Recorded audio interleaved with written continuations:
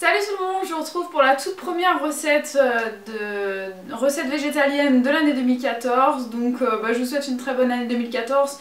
Si vous ne me suivez pas sur mes autres chaînes, je vous ne l'ai certainement donc pas encore souhaité. Donc je suis désolée, je commence un peu tard les recettes, mais voilà, j'ai des circonstances atténuantes, hein, je vais pas rentrer dans les détails, mais bon, les choses ont fait que voilà. Donc vous voyez, j'ai une toute nouvelle caméra. Par contre, les deux prochaines recettes que vous allez voir sur cette chaîne, elles vont être filmées avec mon ancienne caméra puisque ce sont des recettes que j'ai filmées à la fin de l'année dernière. Donc j'espère quand même que ça vous gênera pas trop, hein. Normalement ça devrait aller. Donc ça va être deux recettes de dessert et là aujourd'hui je reviens donc avec une recette un peu originale puisqu'il s'agit d'un espèce de gâteau brownie fondant au chocolat et à la betterave et avec des noisettes et d'autres fruits secs oléagineux. Donc j'espère que ça va vous plaire. On va commencer tout de suite. Donc pour la liste des ingrédients et le précise, vous allez directement sur mon blog, tout sera affiché. Je vous mets le lien dans la barre d'infos sous cette vidéo. Vous aurez toutes les quantités précises puisque là je les ai pas de tête et donc comme c'est juste en image, je vous montre surtout le mode opératoire donc pour la réalisation de cette recette. Donc c'est parti, on va commencer. Pour commencer, vous allez mettre des noisettes entières dans un blender ou dans un mixeur. Si vous avez des noisettes qui sont déjà écrasées, ça marche aussi.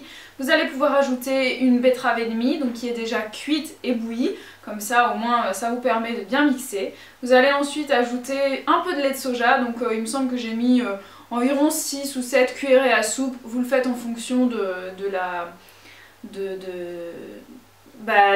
liquidité ou de l'épaisseur que vous voulez pour votre gâteau. Vous allez pouvoir mixer ensuite, donc vous allez voir que c'est pas évident de faire ça au blender, avec le mien c'était un peu la galère, mais voilà, on arrive quand même à faire quelque chose, à bien mixer.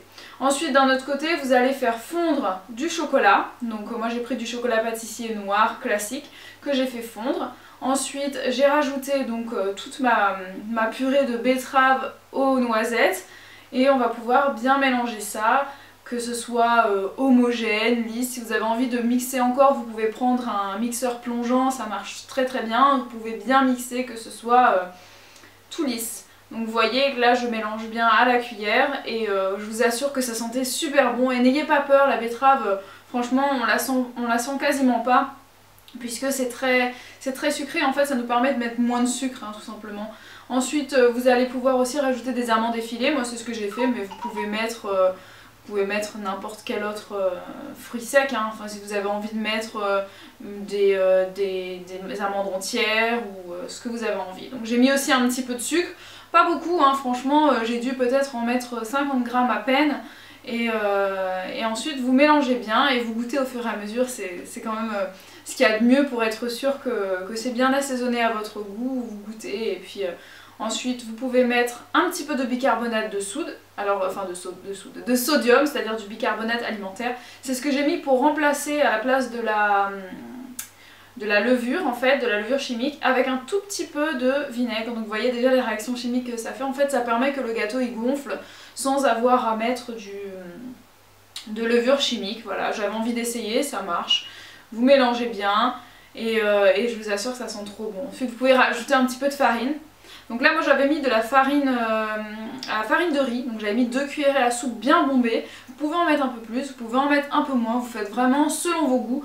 Vous mélangez le tout et ensuite vous n'avez plus qu'à mettre au four à 180 degrés pendant une vingtaine de minutes. Vous piquez votre couteau et vous dégustez ça, c'est vraiment délicieux. Donc j'espère que cette vidéo vous a plu, n'hésitez pas à tester cette recette, mettez-moi un petit pouce vert si vous avez aimé et moi je vous retrouve très vite pour de nouvelles recettes. Ciao!